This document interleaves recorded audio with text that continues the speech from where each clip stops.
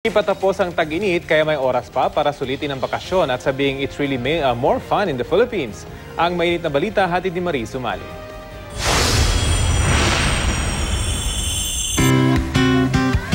Kahit hindi ka si Tarzan, mapapatalon ka sa ganda ng bukal ng Balyaut sa Baclayon, Bohol. Ang natural spring na ito, pumahalo sa dagat tuwing high tide. Wala namang problema sa budget dahil libre ang pagtatampisaw dito.